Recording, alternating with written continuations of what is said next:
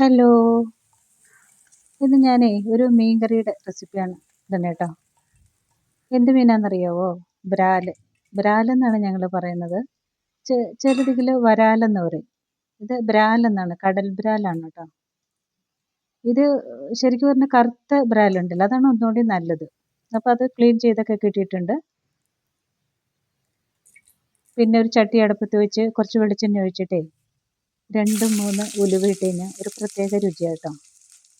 പിന്നെ ഇഞ്ചി നീളത്തിലരിഞ്ഞത്, വെളുത്തുള്ളി നീളത്തിലരിഞ്ഞത്, പച്ചമുളക് ഒരു 5-6 പച്ചമുളക് എടുത്തിട്ടുണ്ട്. പിന്നെ കറിവേപ്പില അതും കൂടി ഇട്ടൊന്ന് പതുക്കെ ഒന്ന് വഴന്ന ശേഷം പൊടികളൊക്കെ ഇടാം കേട്ടോ. ഒന്ന് വാടി കിട്ടിയാൽ മതി, മൊരിയൊന്നും വേണ്ട.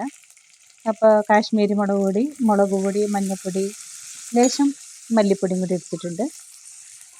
അത് രണ്ടും കൂടി ഈ വെളിച്ചെണ്ണയിലൊന്ന് വാടിയതിന് ശേഷം ഈ കുടംപുളി ഇട്ടാണ് ഞാൻ വെക്കുന്നത് കേട്ടോ. കുടംപുളി കഴുകി വെള്ളത്തിലിട്ട് വെച്ചിട്ടുണ്ട്. ഒരു 2 ചോള കുടംപുളിയാണ്, അത് വെള്ളത്തോടുകൂടി ഒഴിച്ചിട്ടുണ്ട്. അതും കൂടി ഇട്ടൊന്ന് ഇളക്കിയതിന് ശേഷം തേങ്ങാപ്പാൽ 2 പാൽ എടുത്ത് വെച്ചിട്ടുണ്ട്. അത് ഒഴിച്ച് ഒരു അരമുറിയോളം ഞാൻ തേങ്ങ എടുത്തിട്ടുണ്ട് കേട്ടോ.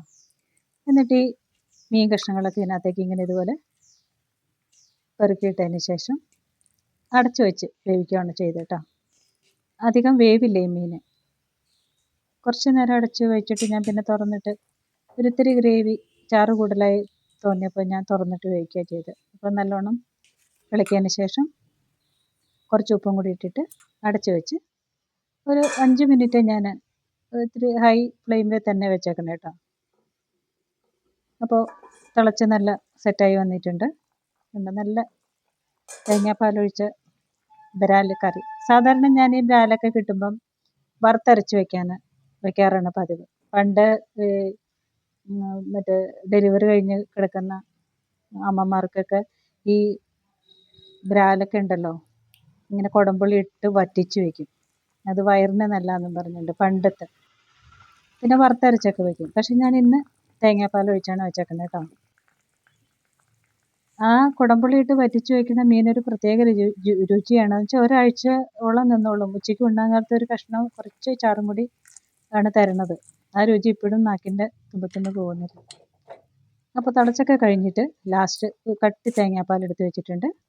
അതും കൂടി ഒഴിച്ചൊന്ന് ഇളക്കിയതിന് ശേഷം ഇതിനകത്തേക്ക് ഉള്ളി വറുത്തിടാം. ഇതിനകത്ത് ഉള്ളി ചേർത്തിട്ടില്ലല്ലോ. അപ്പോൾ ചെറിയ ഉള്ളി ഞാൻ നീളത്തിലരിഞ്ഞ് വെച്ചിട്ടുണ്ട്. വലിയ ഉള്ളിയാണ് കേട്ടോ. ഒരു 4 ഉള്ളി ഞാനെടുത്ത് ഇതുപോലെ നീളത്തിലരിഞ്ഞ് നല്ലോണം മൂപ്പിച്ച ശേഷം ഈ കറിയിലേക്ക് ഒഴിച്ച് ഇട്ട് കഴിഞ്ഞാൽ ഒരു പ്രത്യേക രുചിയുമാണ് വാസനയുമാണ് കേട്ടോ. കുറച്ച് കറിവേപ്പിലയും കൂടി ഇട്ടിട്ട് നല്ലോണം മൊരിച്ചെടുക്കുക. ഉള്ളി നല്ലോണം മൊരിഞ്ഞ് വരണം. പെട്ടെന്ന് ആയി കിട്ടി കേട്ടോ. നമുക്ക് മീനൊക്കെ ക്ലീൻ ചെയ്ത് കിട്ടുവാണെങ്കിൽ പെട്ടെന്ന് തന്നെ ചെയ്യാം. ക്ലീൻ ചെയ്ത് കിട്ടാണ്ട് വരുമ്പോഴാണ് നമുക്ക് പണി കിട്ടുന്നത്. എന്നിട്ട് ഈ കറിയിലേക്ക് അങ്ങ് ഒഴിച്ചേക്കാം. നല്ല ടേസ്റ്റി ആയിട്ടുള്ളൊരു തേങ്ങാപ്പാലൊഴിച്ച്